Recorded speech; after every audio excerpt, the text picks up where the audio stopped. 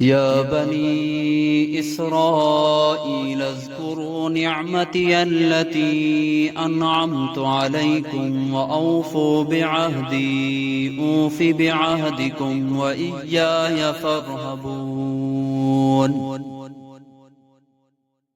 وآمنوا بما أنزلت مصدقا لما معكم ولا تكونوا أول كافر به ولا تشتروا بآياتي ثمنا قليلا وإياي فاتقون ولا تلبسوا الحق بالباطل وتكتموا الحق وأنتم تعلمون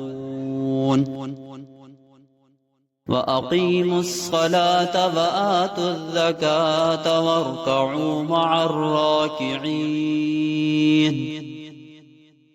أتأمرون الناس بالبر وتنسون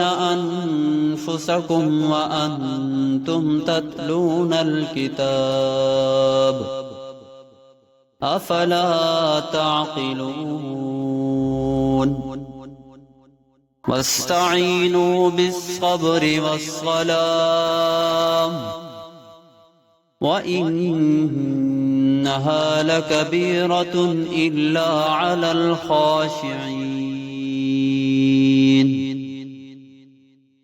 الذين يظنون أنهم ملاقو ربهم وأنهم إليه راجعون